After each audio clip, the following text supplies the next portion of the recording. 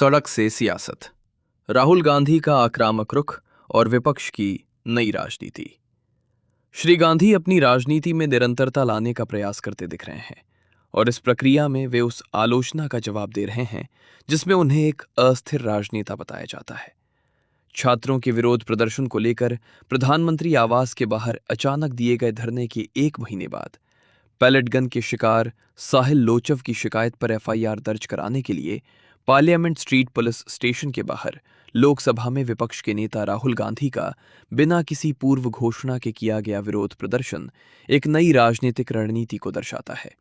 एक महीने में दूसरी बार विपक्षी नेता ने न केवल अधिकारियों को बल्कि अपनी ही पार्टी के सहयोगियों को भी हैरान कर दिया। सीधे कदम और लगातार जुड़ाव के साथ हैरान करने का ये एक्शन बताता है कि श्री गांधी एक नई राजनीतिक योजना के साथ आगे बढ़ने की तैयारी कर रहे हैं। कांग्रेस का यह आक्रामक रुख केंद्रीय गृह मंत्री अमित शाह द्वारा वंदे मातरम के केवल 2 छंद गाने के पार्टी के फैसले पर अपना हमला तेज करने और इस कदम को देश विरोधी करार देने के एक दिन बाद आया है।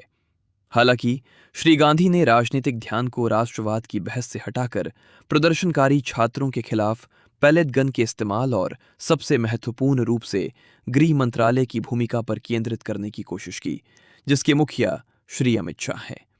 कांग्रेस अध्यक्ष मल्लिकार्जुन खड़गे और पार्टी संगठन महासचिव केसी वेणुगोपाल दोनों ने एफआईआर के पंजीकरण को श्री गांधी के हस्तक्षेप के परिणाम के रूप में पेश करने का प्रयास किया। श्री खड़गे ने एक्स पर एक पोस्ट में कहा कि राष्ट्रवाद पर मगरमच्छ के आंसू बहाने वाले वास्तव में देश के युवाओं के सबसे बड़े दुश्मन हैं। उन्होंने आगे कहा, साहिल अकेले नहीं है, श्री राहुल गांधी और कांग्रेस पार्टी हर प्रभावित युवा के साथ खड़ी है। श्री वेणुगोपाल ने कहा कि भारी दबाव बनाने के बाद ही बुनियादी संवैधानिक अधिकार एहसान के रूप में दिए जा रहे थे। वे झुक गए हैं, उन्हें झुकने के लिए मजबूर होना पड़ा।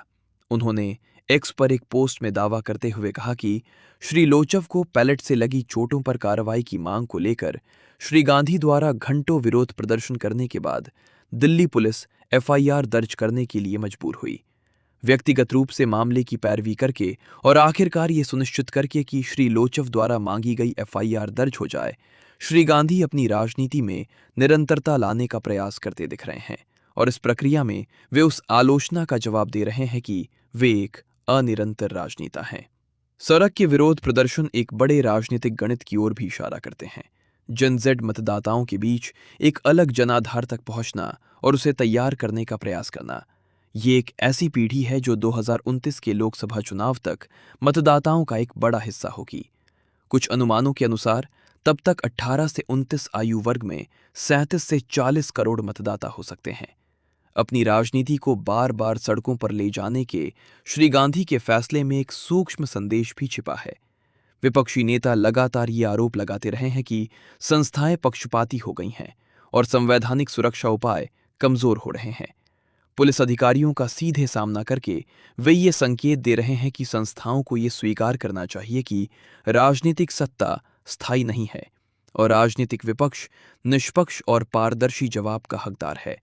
अंत में श्री गांधी छात्रों की शिकायतों पर चल रही व्यापक राजनीतिक बहस में गृह मंत्रालय की जवाबदेही के सवाल को जोड़ने का प्रयास कर रहे हैं।